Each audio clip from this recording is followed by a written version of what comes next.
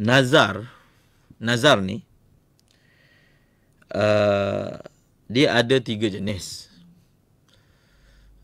Salah satu daripada syarat nazar, tidak sah nazar untuk perkara-perkara yang wajib, dan tidak sah nazar untuk perkara-perkara yang haram. Satu orang bernazar akan semayang Zuhur, semayang fardu. Tahun ni saya nazar akan semayang. Maka nazarnya itu tidak ada apa-apa faedah. Sebab maksud nazar ni benda yang sunat jadi wajib. Benda yang asalnya sunat dengan sebab nazar jadi wajib. Sembahyang fardu tidak bernazar pun hukumnya adalah wajib. Ataupun dia menazar nak buat benda yang haram, maka tidak boleh. Tidaklah dengan sebab nazar benda yang haram itu jadi halal. Atas nama nazar, saya nak tunaikan nazar ni, biarlah haram pun demi menunaikan nazar. Tak boleh, sebab nazar tidak sah untuk perkara-perkara yang haram. Bahkan dalam mazhab Imam Syafi'i, untuk perkara makruh pun nazar itu tidak sah. Maka jawapan bagi soalan yang ditanya, nazar yang dia lakukan itu tidak sah dengan mana dia tidak perlu membayar apa-apa kafarah. Tidaklah ia bermakna dia boleh sesuka hati meninggalkan solat. Yang bicara tentang nazar, solat itu memang wajib dibuat dan haram ditinggalkan. Kecualilah, dia ada kecualilah. Sebab nazar ni saya sebut secara sepintas lalu, dia ada 3 jenis. Ada nazar yang disebut nazar tabarrur.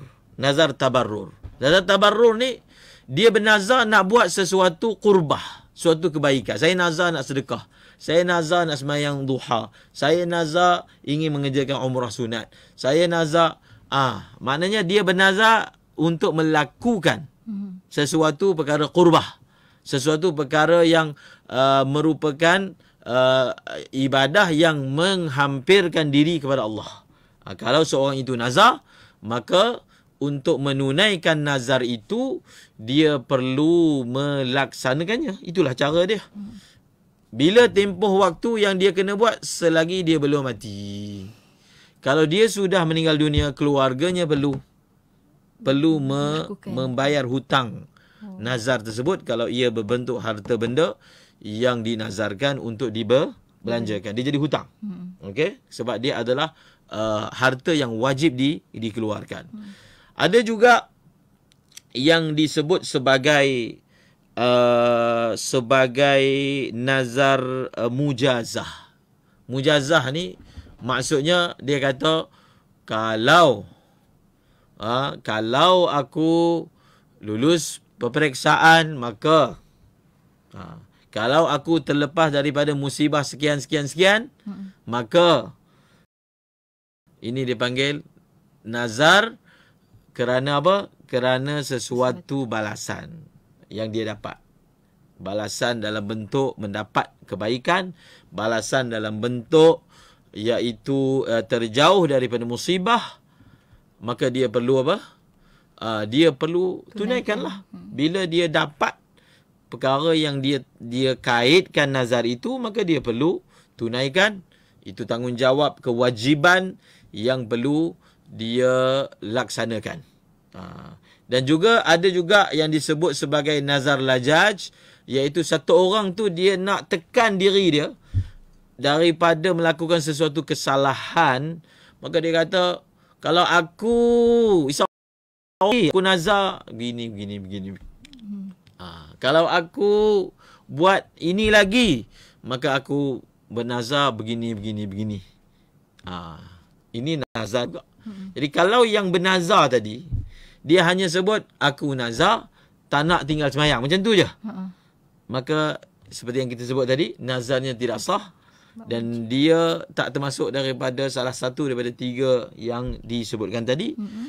Dia tetap wajib kekal melakukan solat, tak boleh ditinggalkan, dan tidak ada apa-apa kafarah yang perlu dibayar kalau dia tidak melakukannya. Ustaz, macam kalau nazar ni Ustaz, ada tak syarat-syarat tertentu? Macam kena lafaz ke? Ada orang yang Bila menyaksikan disebut ke? nazar, bila disebut nazar ni adalah amalan qauli. Amalan apa? Qauli. Sebut. Dia bukan amalan qalbi. Qalbi ni hati. Qauli ni mulut, lidah. Apa maksud dia amalan qauli bukan qalbi? Maksudnya syarat dia hendaklah dilafazkan. Syarat nazar ni asas dia perlu dilafazkan. Walaupun seorang diri. Dia tak perlu cakap dengan orang, dia tak perlu cakap depan Kaabah, dia perlu cakap. Jadi kadang-kadang satu orang tu berada dalam satu situasi, contohnya anak dia sakit, dalam hati dia kata, anak dia sakit teruk. Kalaulah anak ni Allah bagi sembuh, saya nazar nak sembelih seekor unta. Tapi lah hati. Maka nazarnya itu disebut sebagai tidak sah. Tidak sah. Bila tidak sah, kalaulah berlakulah kesembuhan yang dia dambakan itu, maka tidak ada apa-apa kewajiban untuk dia menyembelih unta dan sedekahkan kepada orang ramai. Tidak ada. Tetapi kalau dia dapat, disunatkanlah untuk dia melakukan sesuatu lah tanda syukur kepada Allah Subhanahu Wa Taala. Terakhir Ustaz, tentang nazar, kalau seorang tu dia, contoh tadi macam saya kata dah meninggal dunia, kalau hutang, kalau baik nak membayar, bolehlah dibayar Ustaz. Tapi kalau macam contoh di nazar tu adalah jenis puasa, macam mana Ustaz? Kalau apa yang dinazarkan itu dalam bentuk misal, dalam bentuk puasa, maka tidak ada apa-apa yang perlu dilakukan oleh waris. Baik. Kerana kalau solat, kalau orang tu dia ada tinggal sembahyang fardu, ni kita tak cerita nazar ni yang memang asal fardu. Kalau dia mati, apa keluarga dia kena buat? Ada apa-apa bayaran tak? Tidak ada. Menurut pendapat yang muktamad dalam mazhab Syafi'i, tidak ada fidyah yang wajib dikeluarkan kalau seorang itu meninggal dunia ada hutang sembahyang. Berkaitan dengan ada hutang puasa, maka ya, ada hutang puasa, sama ada mereka berpuasa bagi pihak si mati atau mengeluarkan fidyah untuknya. Untuk satu hari puasa yang ditinggalkan, jumlah fidyahnya adalah satu cupak makanan asasi.